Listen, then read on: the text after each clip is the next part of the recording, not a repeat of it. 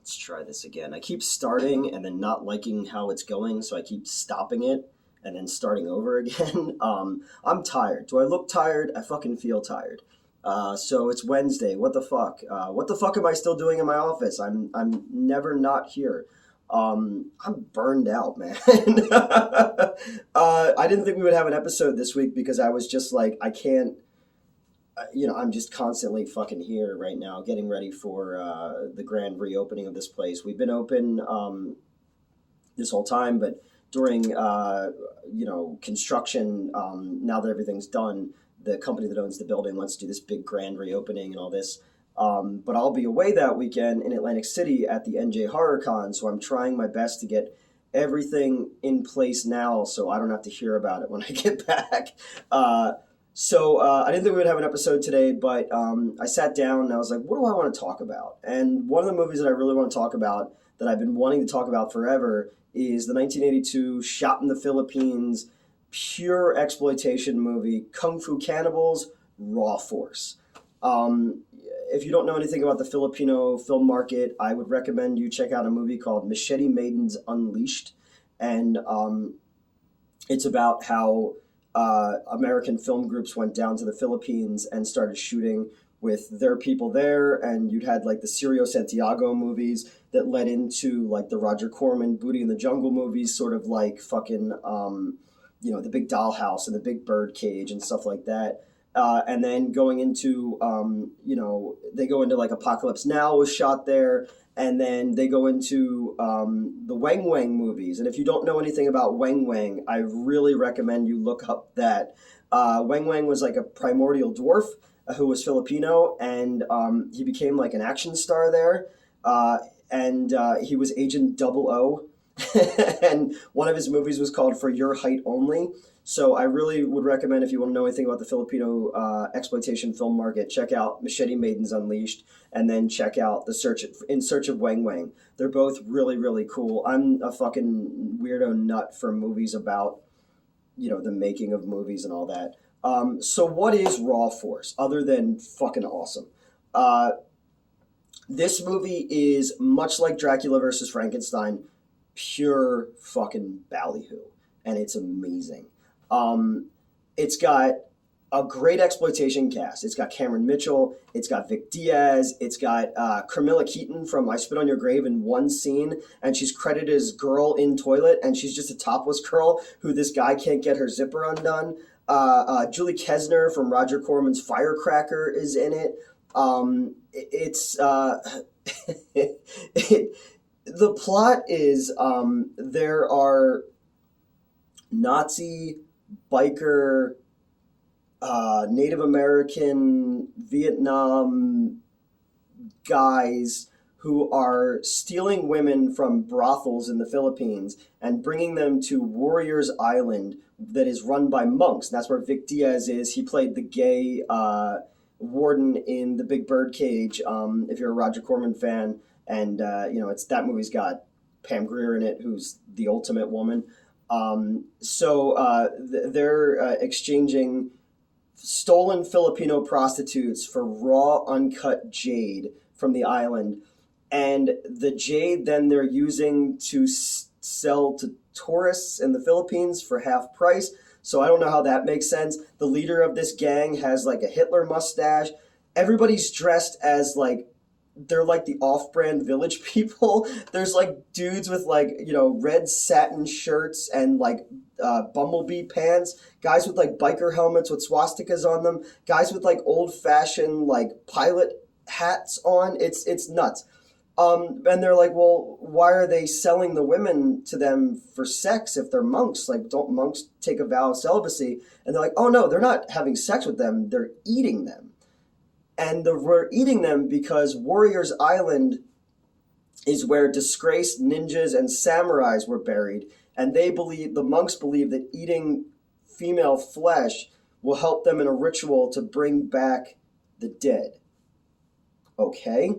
At the same time, you have the Burbank Kung Fu Club on a boat, like a pleasure cruise. And when I say that the movie is called Kung Fu Cannibals, there's only like two people in the movie who can actually do kung fu. Julie Kessner did it, as you know, because she's in other kung fu movies, and then the Asian guy who's in it is really the kung fu guy in the movie. Um, they're on this boat and they're doing fucking like they're teaching people karate on the boat. They're like, you know, I don't know. They're like the entertainment or the when you go on a boat and like people teach you like whittling or what. I've never been on a cruise before. I don't fucking know, but they're there. Uh, Cameron Mitchell is the captain of the boat, and the you know they go out on the boat and they dock one day. When they dock that day, this guy takes a bunch of the kung fu guys out to a brothel. And while yeah, okay, so all right, I'm getting lost here because the movie's like all over the place. They have a brochure because the kung fu guys want to do right.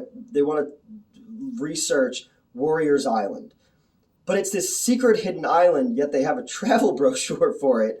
So when they're in the cat house, the main guy is talking to the bartender about Warriors Island, and he's overheard by the Nazi guy. I do this, so that's the Nazi guy.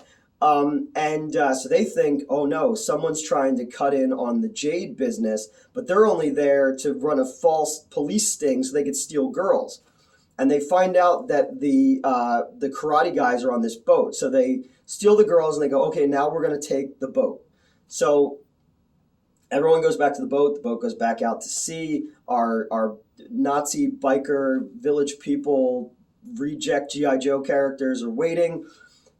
Then there's a 20-minute reprieve from everything that's been going on where the strangest looking characters you've ever seen in your entire life just had like mingle. There's a dude who's he's completely bald except for like he's got long hair on the sides and he's got huge sideburns. And he's the bartender and he fucking breaks ice with his head and then makes a girl's drink. There's all these random ass characters. There's like this big muscle man guy with like a 70s mustache. There's a woman talking about her husband couldn't have sex with her unless she did a strip tease for him. And she's like, fetish. It's his fetish. And this other guy who goes, every line he says in the movie is like Mark Wahlberg in The Happening. He's like, that's really weird. So, so everybody's having their little scenes and there's just boobs everywhere. There's just girls with their tops off everywhere and it's amazing. And I saw this movie when in the early 2000s, but I wish I would have seen this movie when I was 13 because it would have been my favorite movie ever because it's got zombies, it's got boobs, and it's got kung fu in it, you know? So all this is going on. Camilla Keaton's in one scene. She's in a bathroom and this guy can't get her zipper off. And it becomes like The Love Boat if it was on Cinemax, you know? And it's really bizarre. And while that's going on, the Nazi biker village people, G.I. Joe rejects show up and start killing everybody except for the Burbank Karate Club who have to fight back. Then they go to a completely different part of the ship. And I don't know how big this ship is, but there's just like senior citizens eating spaghetti, but then the fights break out into that. So I'm assuming that the producers just invited everyone they knew and were just like, yeah, just go. You're eating spaghetti now, and then guys are going to fight. There's a superimposed fire shot that blows the boat up, and a small group of our Burbank Karate people and Cameron Mitchell and his wife escape, and they just so happen to wind up on Warriors Island. There they meet Vic Diaz and the monks, and they're like, you're here and you're karate experts, and we'll help you, but you have to fight our champions. So they do like a ritual with cannibalism, and they raise the dead. And all of the zombies are a mixture of there's a lot of white guys too. That everyone's in just white or blue or gray makeup. It's like everyone kind of looks like the I Like Turtles kids makeup. And then there's just the rest of the movie is just kung fu fighting. But again, because only two people in the movie knew how to actually do martial arts, there's just a lot of waving their arms and jumping. There's bazookas in it. A dude cuts off a guy's head, and it's clear that the sword was fake because it bends, and they just leave it in the movie. They kill all the zombies. The Nazi guy tries to escape, but falls into the water and is eaten by piranha because it's an exploitation movie and you need piranha. And then our heroes take the Nazis' boat and they leave, and it says to be continued, but it was never to be continued because the movie didn't do very well, which sucks because I think it's fucking great. Um, when it came out on 42nd Street, the producers put girls in bikinis in cages, like bamboo cages, and just drove it up and down 42nd Street to get people to go see Raw Force. Um, it's so much fun. It's fucking dumb as fuck, but it's just a lot of fun. And it's just, if you like just pure sleaze, this is the movie for you. I remember the very first time I saw this movie was in 2002. I was working at Regal at the time, and they would do. I know I've talked about them before. Exhumed Films was a thing that used to be in Pittman, New Jersey, way before I became the GM there. And they did like a zombie triple feature thing. They used to do like all different grindhouse exploitation movies. And I had brought a young lady that I was talking to at the time, and she decided to become chemically altered that night. And she had never done mushrooms before. I've only, like, even at that point, I didn't start drinking, and I don't, I drank on the other show when I didn't think I could add anything. Like, okay, everybody goes, "Oh, he was drunk all the time. He had a drinking problem." The day that we filmed the fucking Fear and Loathing one, where we were pretending to be drunk, we really had just gotten our second COVID shots, and we were in bad shape. But because of the audience, certain people that other host had fostered, they were very anti-vaccination. And as a cancer survivor, I'm ready to just be whatever I can do to help my immune system. So we had to pretend to be drunk and not tell people that we'd actually gotten our COVID shots because they didn't want to lose their street cred with the alt-right people. And then the Batman one, yeah, I was inebriated because I was like, what the fuck can I say about Batman Forever that way better film critics haven't already said? So I'll just be inebriated and throw a monkey wrench in the fucking thing. So I don't and especially since the Bell's palsy and since I started taking Zoloft, I just don't drink. And I didn't get drunk I didn't drink for the first time until I was 22. I didn't get drunk for the first time until I was 27. And then since then, like, I've smoked pot 5 times maybe. I got high with Crystal on Valentine's Day one time when she was still in college, and a former employee of mine got me high one time. But for the most part, like, I'm not opposed to anything. It's just nobody ever offers me, so I'm kind of a fucking stick in the mud. But she decided she was going to try mushrooms for the first time when we went to go see this movie. And the cool thing that they would do is show old ads and trailers and shit before it. And they showed, have you ever seen, I keep doing this. I keep saying, have you ever seen, like, you can respond to me right now. The Dancing in the Streets music video with David Bowie and Mick Jagger. And it's like very 80s. There's a lot of pastels in it. So I guess they kicked in when that came on, and she started laughing to the point where she sounded like a seagull and she was crying from laughing so hard.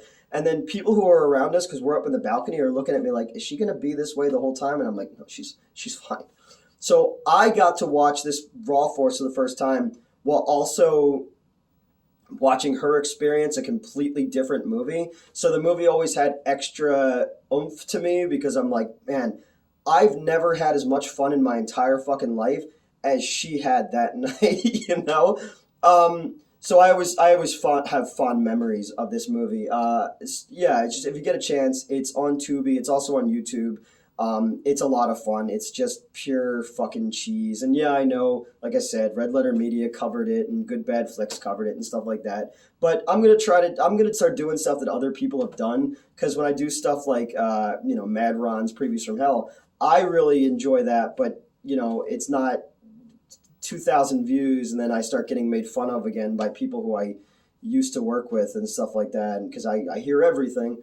But I don't really care about that. I'm just talking about shit. But tonight I just feel like I was a little bit more low energy because I'm fucking tired, and I wanted to have something out because literally doing the premieres and having something that the videos come out are like my favorite part of the week. I'm trying to get out of my funk and get happy again and get ready for the convention. And this spring and summer we're going to be making so much stuff. It's I'm just trying to figure out how the fucking now that we actually have a crew of professional people. Like if you saw my video, the dude who worked as location manager for the Batman is a New York guy. He worked on Tom and Jerry. He's worked on a lot of other stuff. He's joined my crew and some other people, and we're putting together like some really dope stuff right now. And you're going to start to see not even just the comic book, not even just the new review show, but you're going to see like there's a couple movie projects that are coming up, and I got asked to do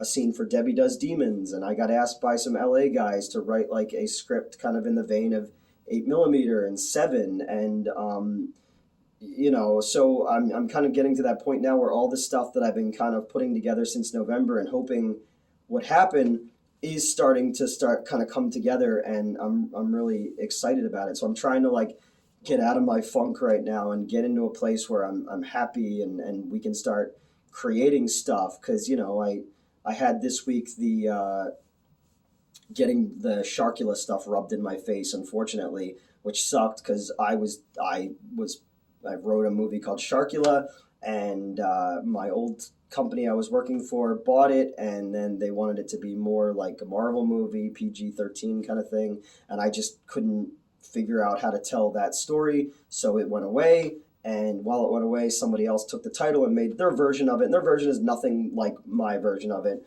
I retitled mine Jaws Ferratu, and I still want to do it one day, but like the amount of press that it got this week like really fucking hurt, and this isn't the first time that something like that's happened. It kind of makes me go like, oh fuck. But I watch something like Raw Force and it makes me go like, fuck, I just want to be on set. I just want to be directing and writing and all that, and kind of shaking myself out of the malaise that I've had recently of not feeling like I can write because of all the people calling me names online and stuff like that. And then me going like, well, I used to write for a specific person, and now that person's not around. It's harder to kind of I have to become my own muse, but I'm starting to get there again, and I'm excited about it, and there's good stuff coming, and I want to make shit like Raw Force. I want to make boobs and blood and monsters and cool locations and all that kind of stuff, and we're getting closer to it, and it's exciting, and I won't have to be here in this office every night. I want to be doing other stuff with cool people who still have my back, and all of you who watch who've been so supportive of me and stuff too. So go check out Raw Force. Please like, share, and subscribe this video, and keep an eye on what we've got coming up.